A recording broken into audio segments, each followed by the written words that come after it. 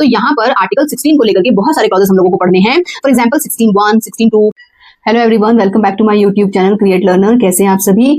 तो देखो, हम लोग इंडियन पॉलिटी को कंटिन्यू करते हैं। आर्टिकल 16(4) को समझते हैं। तो आर्टिकल 16(4) क्या कहता है? Allow the state to reserve post for backward classes. कहने का मतलब है, क्योंकि देखो हमारे समाज में बहुत सारा डिस्क्रिमिनेशन रहा है, कुछ जातियों को लेकर के डिस्क्रिमिनेशन है। जो हमारा समाज मतलब पक्षपात है, उसमें सामाजिक स्तर पर बहुत सारी जातियों को पिछड़ा रखा जाता है, बहुत सारी चीजों में इनइक्वालिटी है। तो इन सारी चीजों को खत्म करने के लिए हमने क्या किया है? एक पॉजिटिव डिस्क्रिमिनेशन को फॉलो किया है। ठीक है, भेदभाव तो किया है लेकिन पॉजिटिव वे में, कि समाज की कुछ जातियां जो कि बहुत ज्यादा पिछड़ी हैं, इकोनॉमिकली कह लीजिए, उसको सोशली कह लीजिए, या फिर आप कह सकते हैं एजुकेशनली। तो इन जातियों को थोड़ा सा अपलिफ्ट करने के लिए, समाज की मुख्य धारा से जोड़ने के लिए ये पॉजिटिव डिस्क्रिमिनेशन किया गया था। ठीक है, तो यहाँ पर क्या बात की गई थी कि भाई कुछ जातियां हैं, कुछ बैकवर्ड क्लासेस हैं, उनके लिए रिजर्वेशन की बात की गई थी नौकरियों में। ठीक है, क्लियर हुआ? तो 16(4) ये बात कह रहा था। अब बात करते हैं हम 16(4)(a) की। तो भाई 16(4)(a) क्यों जोड़ा गया? तो देखो, अगर मैं बात करूं, दो पर्सन्स थे, ए और बी।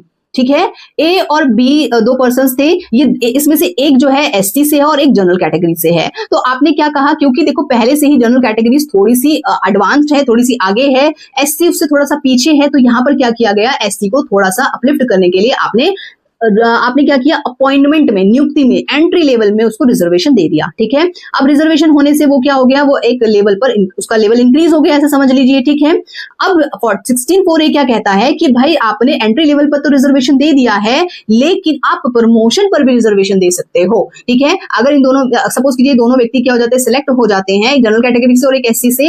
अगर इन दोनों के बाद में, मतलब सिलेक्शन के बाद में अगर प्रमोशन की स्थिति आती है, तो आप प्रमोशन किसको देंगे? पहले एससी को देंगे, अगर उसका एडिक्वेटली रिप्रेजेंटेशन नहीं होगा उस हाई क्लास पोस्ट पर। ठीक है, क्लियर हुआ? तो 16(4)(a) क्या कहता है? Reservation in promotion for SC and ST if they are under represented in higher post. अगर वो अंडर रिप्रेजेंटेड हैं, उनकी इतनी ज्यादा पोस्ट नहीं है हायर पोस्ट के लिए, तो प्रमोशन में रिजर्वेशन दिया जा सकता है। क्लियर हुआ? 1995 में इसको लेकर के एक इंपॉर्टेंट केस आता है, इंदिरा साहनी केस। ठीक है, वो मैं अगर अलग से बताऊंगी कि भाई वो केस क्या था।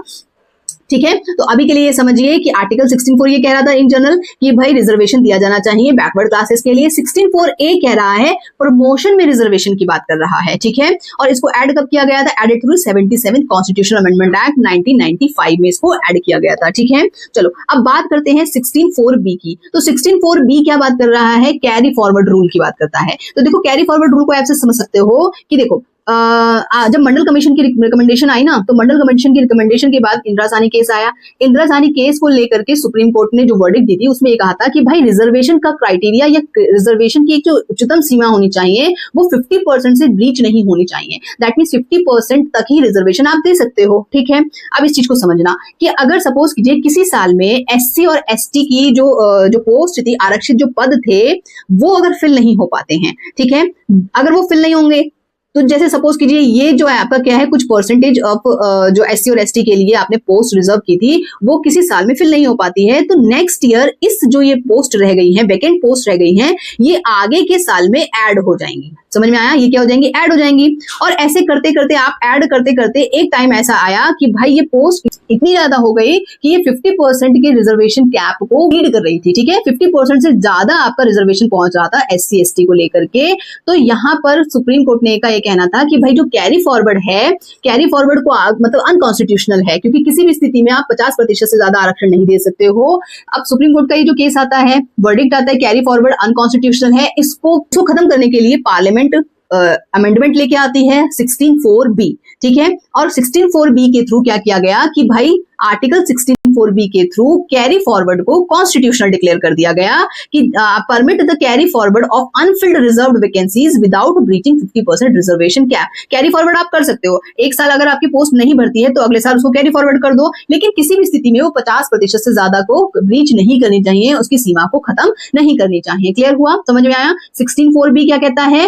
प्रमोशन में रिजर्वेशन हो सकता है। 16(4)(b) कहता है कि कैरी फॉरवर्ड आगे कंटिन्यू रखा जा सकता है। इसको 81st कॉन्स्टिट्यूशनल अमेंडमेंट एक्ट के थ्रू जोड़ा गया था। क्लियर हुआ? ठीक है, चलो अब आता है 16(5). देखो, आप देख रहे होंगे ना कि जैसे जैसे आप धीरे धीरे आगे बढ़ रहे हो तो उतनी ही ज्यादा आर्टिकल्स क्या होते जा रहे हैं, कॉम्प्लेक्स होते जा रहे हैं। तो इसको ज्यादा कॉम्प्लेक्स मत बनाओ, सिंपल सिंपल समझो कि आर्टिकल 16(4) क्या है?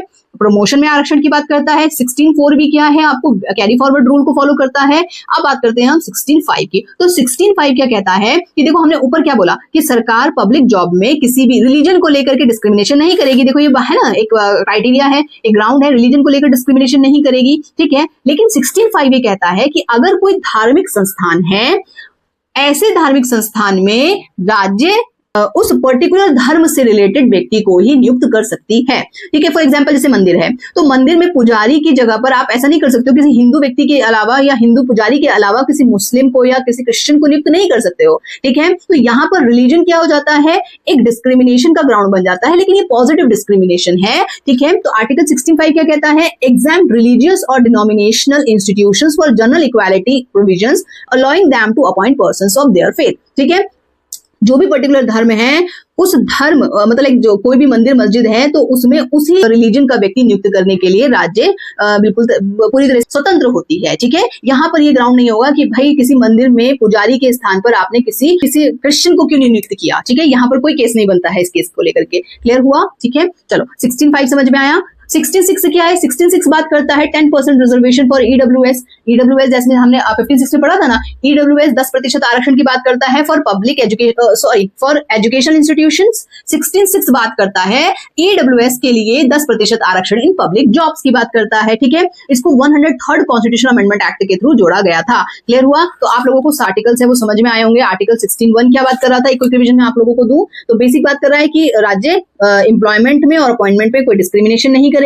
16(2) बोलता है 7 ऐसे ग्राउंड हैं, जिसमें से 5 ग्राउंड तो हमने आर्टिकल 15 में पढ़ लिए, 2 ग्राउंड और होते हैं जिसे कहा जाता है एक डिसेंट, मूल वंश, ठीक है, पूर्वजों के आधार पर, ब्लड के आधार पर ऐसे समझो, और दूसरा होता है रेजिडेंस, मूल स्थान, निवास स्थान के आधार पर डिस्क्रिमिनेशन नहीं करेगा। 16(3) क्या बोलता है कि भाई जो आपकी पार्लियामेंट है अगर चाहे तो किसी एरिया के लिए रेजिडेंस को डिस्क्रिमिनेशन का ग्राउंड बना सकती है। क्लियर हुआ। 16(4) बोलता है कि भाई राज्य को बैकवर्ड क्लासेस के अपलिफ्टमेंट के लिए रिजर्वेशन देने का प्रावधान है, ठीक है। फिर 16(4)A बोलता है कि भाई रिजर्वेशन इन प्रमोशन, प्रमोशन में रिजर्वेशन की बात करता है, ठीक है। 16(4)B बात करता है कैरी फॉरवर्ड रूल की। 16(5) बात करता है रिलीजियस इंस्टीट्यूशन में उसी रिलीजन का व्यक्ति नियुक्त करने के लिए सरकार की छूट है।